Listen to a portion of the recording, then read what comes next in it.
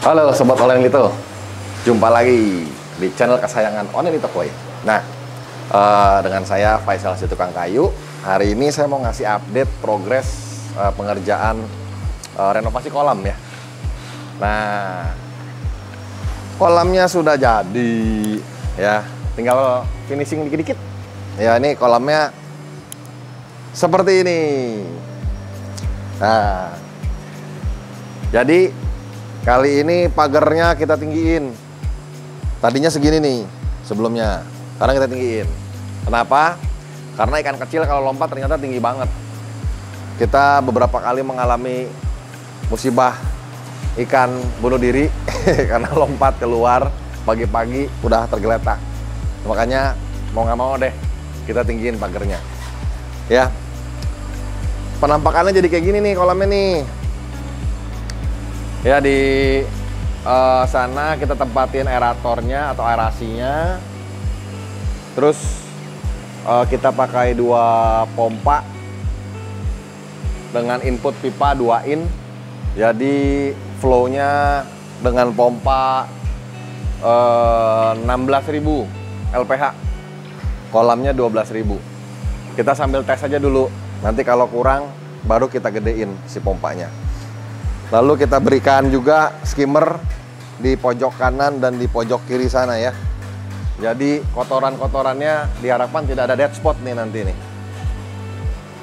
Tuh, ya.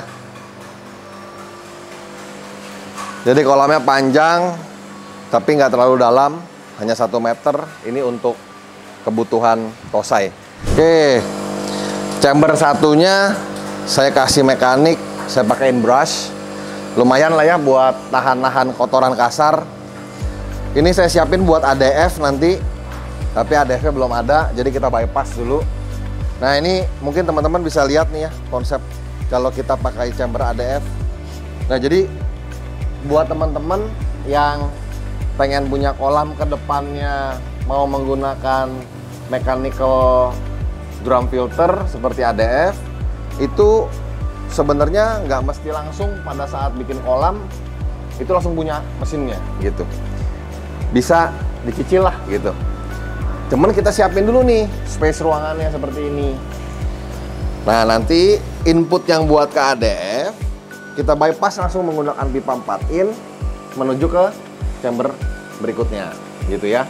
Nah, setelah chamber ADF ini saya siapin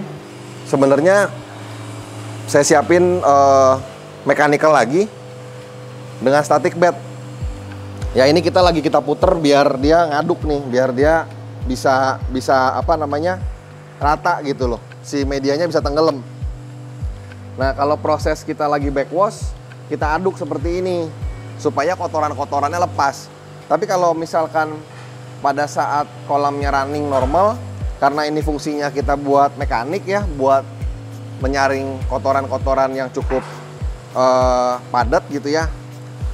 Ini kita jadikan dia statik. Kalau statik ya cukup kita tutup aja nih keran aerasinya. Nah, ya dengan begini dia udah diem nih. Tuh, nggak kemana-mana ya. Nah, ini udah cukup padat. Saya kasih berapa ya? 1 karung tuh 80 liter. Berarti 160 liter nih. Media kaltesnya ini. Ini 180 liter. Nah, dengan begini kotoran-kotoran bisa ketahan. Yang lewat nanti air bersih saja. Oke, ini chamber berikutnya setelah static bed. Saya kasih nanti jet mat ya. Tapi tetap saya kasih aerasi nih di sini nih. Saya standby. In case kalau kita butuh, jadi sparringnya udah ada, udah disiapin. Kalau nggak dipakai ya tinggal dimatikan seperti ini. Nah, kalau kita tutup, mati deh, nggak ada aerasinya.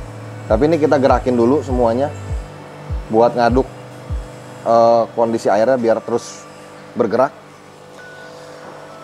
Setelah jet mat, nanti buat biologicalnya saya pakai ceramic media seperti medical aquapore. And then ini juga bisa saya tempatin buat biological. Lalu saya rencananya juga akan menggunakan pH buffernya oyster shell.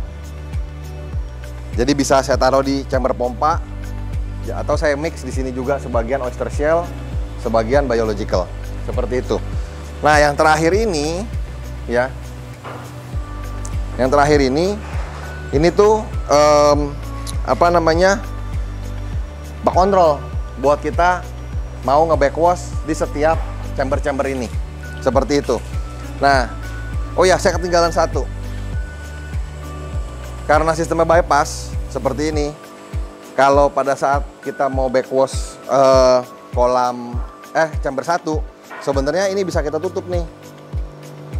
Jadi jalurnya nggak kelihatan ya. Jadi di bawah sini ada 24 pipa 4 in, itu bisa kita dop pakai ini nih, dop seperti ini.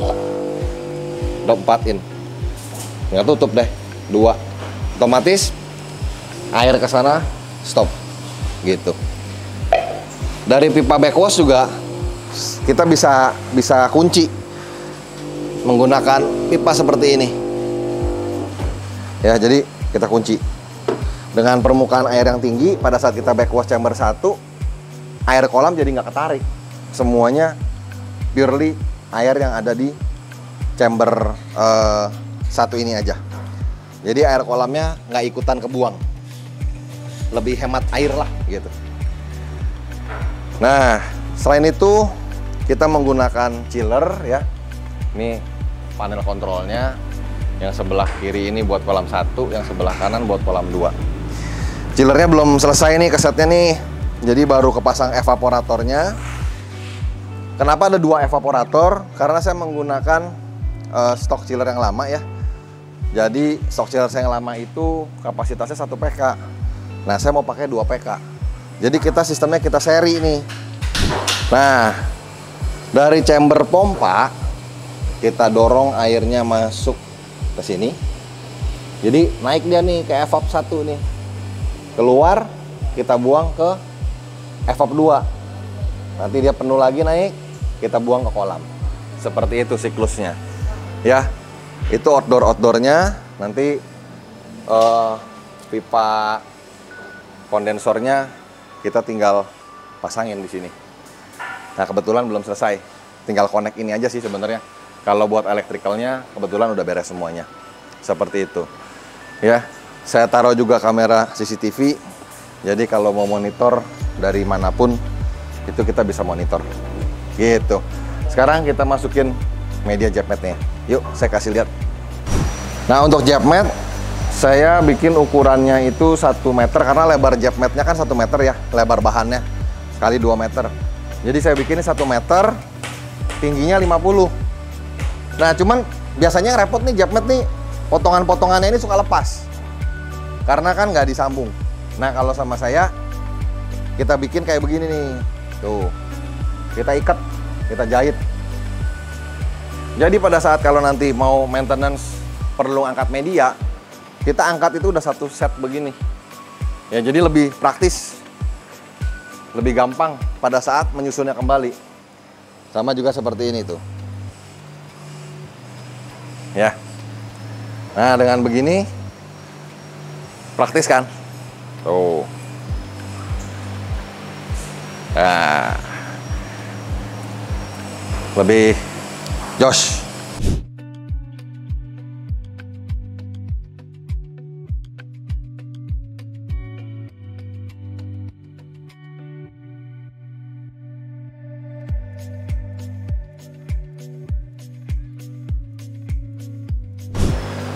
Oke Sobat Analito, ini hasil akhirnya nih kayak gini nih.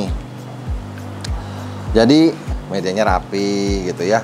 Jalurnya juga sebisa mungkin bisa menahan kotoran tapi nggak bikin clogging gitu. Nah, dengan begini harapan kita nih harusnya sih sebagai filter mekanik ini udah top lah gitu. Mampu menahan kotoran-kotoran supaya nggak balik ke kolam gitu. Dan yang lebih penting lagi karena chamber biologisnya kita pakai seramik media, sebisa mungkin itu kita menekan lumpur yang timbul dari chamber-chamber berikut sebelumnya. Karena kalau seramik medianya ketutup lumpur, ya bakterinya nggak bisa hidup di dalam media tersebut gitu. Makanya ini mekanik itu penting banget kalau kita udah pakai ceramic media. Begitu Sobat Onelito. Oke, saya rasa ini sudah cukup, kita sharingnya banyak ya. Nanti kalau sudah jadi kita kasih lihat lagi hasil akhirnya yang udah running 100%. Oke, jangan lupa like, comment, and subscribe ya, supaya channel kita semakin berkembang. Dan Onelito Koi always make hobbies happy. Ciao.